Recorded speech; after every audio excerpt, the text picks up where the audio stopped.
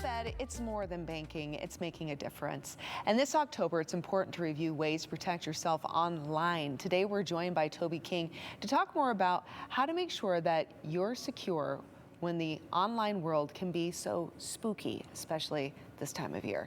So Toby, it's so great to have you. Thank you. Let's talk about the importance of this topic. Why is this something that people really need to be mindful of? Well, as you know, cybersecurity permeates every aspect of our lives. There's really nothing you can do that does not require some form of online interaction these days, whether that's interacting with the government or your finance, your banking, healthcare, shopping, what have you. So it is absolutely vitally important that people have a base understanding of how to protect themselves and their sensitive information online. Okay, so what is the greatest threat, though, you'd say, to personal cybersecurity? What would be like the #1 mistake that people make when they go online? So I would say that this day and age, people tend to be oversharers, especially on social media. There are cyber criminals out there who want to harvest certain information about individuals that they can use potentially to build a profile of a person that they can use when they match that with other databases that are the result of breaches at times. Once they get a fuller picture of that person, they can actually attempt to do a complete identity theft of that person. Wow. They can actually set up accounts with this information, and it's very, very dangerous. Absolutely, and identity, like they can steal your identity. They can steal your identity. Which is incredibly terrifying. Yeah. Okay, so what is one of your favorite tips, though, that you'd like to share with people when it comes to online security? Because are there ways that people can actually substantially increase their security with little effort? There is. So it's a common practice to have a username and a password, of course, for all of these websites, all of these services that you have to use in your life. Something that has become increasingly common recently is the addition of something called MFA, or multi-factor authentication. So typically what that means is, in addition to knowing your username and a password, which if somebody stole that, they could then log into the website as you, but this additional step helps to mitigate the likelihood that that takes place, because they would also need access to your smartphone, on which you have this app installed that requires you to provide a time-based one-time PIN, or a TOTP, to the website in addition to your username and password.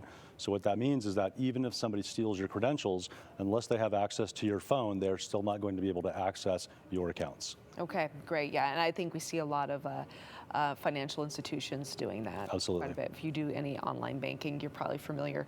I want to talk a little bit about cyber breaches, right? Because we hear that it happens all the time. It seems very, very common now. Yes. So would you say it's inevitable that someone's information is going to end up on what's called the dark web? So unfortunately, that is my opinion. In fact, I believe that probably just about all Americans have their information on what's called the dark web already. There are breaches that happen daily, some big, some small, some reported, many not. And the sad part is that all of our sensitive information is out there, available for cyber criminals to purchase and misuse on what's called the dark web. Okay, that's also concerning. It is. But passwords, though, too, right? Back to passwords, because you'd mentioned, cybersecurity touches every part of our life, and because of that, anything we do online, we have to have a password. And it's always advised that you have a very complex one. But remembering all of these passwords can be really difficult, right? Because we have so many, very tedious, and you forget, and then you go to log in and you use the wrong password for the wrong thing, and you lock yourself out, and so you end up writing it down. This is correct. But then that kind of completely negates the whole point. It undermines it, it does. It totally does undermine it. So do you have to have a complex password? So the answer to that is simply no. Okay. So it's actually, that always used to be the advice, to create a password based upon a common word and then do a substitution of an O for a 0 and a 1 for an exclamation point and all that kind of stuff.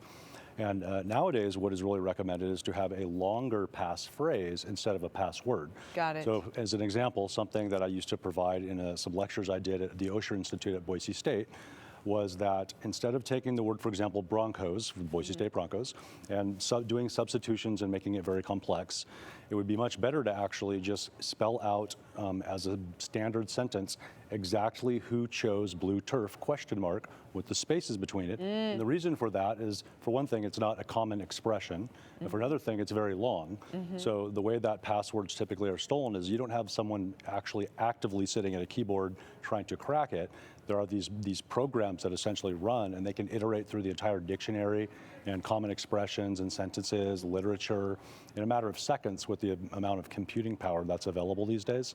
And so it's much, much better to choose a passphrase, which is for you easy to remember, but it's longer, and because it's not common, it would take much, much longer for these programs to actually be able to crack. That's brilliant, because to me, it is easier to remember a phrase than it is, you know, a specific word that has all these different little adjustments to it. Yeah. Okay.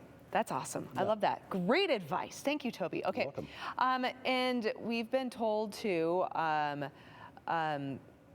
that, where am I going with this? We've been told that cybersecurity is something that we all really need to take serious, right? And this is something that isn't just for younger generations. This is for every generation and moving forward. So we all really need to be investing in this from today 100%. all the way through the rest of our lives, because this is where we live. Yes. So it's information that we all need to make sure that we're staying on top of. Toby, how do we do that? So it's something that we have to, I almost wish there was like an online cybersecurity literacy test, to be honest with you. Now, this does not exist, and in our society, that's not probably ever going to be compelled for people to do. But out of just taking responsibility for our information, it really is incumbent upon us to do a little bit of research and figure out how do we go about mitigating the threats that exist out there that would seek to basically drain our bank accounts and have people set up social security numbers with other people. And it's just absolute havoc that is waiting to be wreaked on us if we don't just arm ourselves with a little bit of knowledge. Yeah, knowledge is key. Okay, where can people go to learn more, Toby? They can go to capedcu.com and they can sign up for a course that I will be offering next week. And we encourage everyone to do so. Wonderful. Thank you so much. You're really welcome. Appreciate all the enlightenment. It's so good. All right, everyone, stick around. More to come here on Idaho Today right after the break.